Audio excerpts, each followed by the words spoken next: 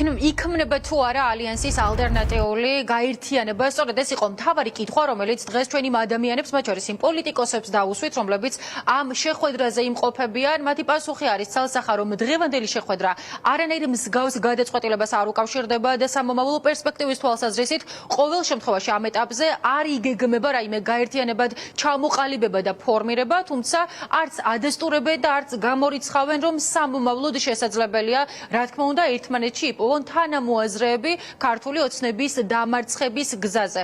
მორიგი კითხვა, რომელიც ამ პროცესში არის საინტერესო, უკავშირდება არჩევნებს, რადგან მაგალითად ვიქტორ ყიფიანისგან რამდენიმე დღის წინ მოვისმინეთ ისეთი აზრი და იდეა, რომელმაც ვნებათა ღელვა და აზრთა სხვადასხვაობა გამოიწვია, მათ შორის ოპოზიციურ პოლიტიკურ სპექტრში. ჩვენ განმეორებით თავად ვიქტორ ყიფიანს, ბიძინა ივანიშვილის ყოფილ ადვოკატს ისევ დავუსვით ეს კითხვა და სხვებსაც ვკითხეთ, თუ როგორი მოდელი არის მათთვის მისაღები, როგორ ესახებათ ზოგადად ქართული ოცნების პირობებში ამ საარჩევნო სისტემის პირობებში არჩევნებში მონაწილეობის მიღება და ზოგადად როგორ ხედავენ საკუთარ პოლიტიკურ პოზიციონირებას. ახლა შეგვიძლია მოვისმინოთ, როგორ ჩამოყალიბდა და როგორ ფორმირდა მათი შეხედულებები ამ რიგ საკითხებთან მიმართებით.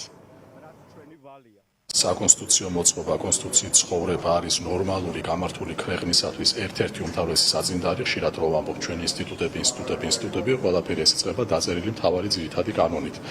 ამიტომ ეს ერთი აღსანიშნავი მომენტი და მეორე, ნებისმიერი ინიციატივა, რომელიც ასე ქვემოდან წამოვა სხვადასხვა ჯგუფებიდან, ახალისებს არა მარტო მექანიკურად პოლიტიკურ ველს, არამედ აზროვნებითაც. ჩვენ სანამ მოვახდენდით ჩვენი პარტიის დამფუძნებელ ღრილობას, სხვადასხვა მიმართულებების მიხედვით მოვახდინეთ ჩვენი ხედვების, კონცეპტუალური ხედვების სადგენა.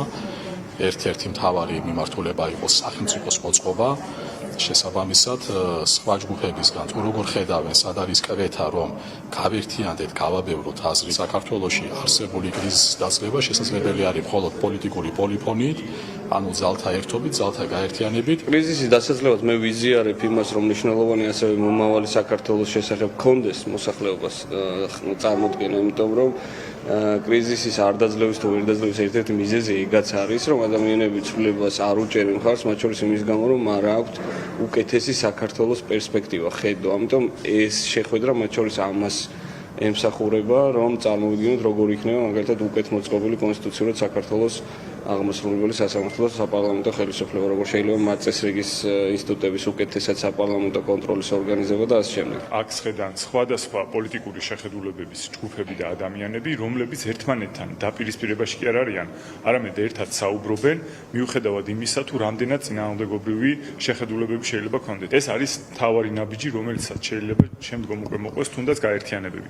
მე რა თქმა უნდა არ გამოვრიცხავ სხვადასხვა ჯგუფებთან გაერთიანებას, მეტიც ჩვენ გვინდა რომ რაც შეიძლება უფრო მეტი თანამოაზრე ვიპოვოთ. ჩვენი ინიციატივა გულისხმობთ ანტიკრიზისულ ეტაპს და ამ კუთხით ვფიქრობთ თანამშრომლობას პოლიტიკურ ძალებთან და ვფიქრობთ, რომ მხარდაჭერა იქნება ამ იდეას და ზუსტად ეს ინიციატივა და ეს იდეა შეძლებს პოლიტიკური ძალების გაერთიანებას, რაც ამდენი ხანია საზოგადოებას სურს და არის მისი დაკვეთა. ჩვენი პოლიტიკური ჯგუფის ამოცანა ეს არის შიდა ინსტიტუციური გაძლიერება, პოლიტიკური კავშირების გაძლიერება სოციალურ ჯგუფებთან, საზოგადოების ფართო ფენებთან კავშირების დამყარება, ახალი პოლიტიკური დღის წესრიგის შემოტანა პოლიტიკურ პროცესებში, ახალი თემების შემოტანა, ახალი პოლიტიკური კულტურის დამკვიდრება.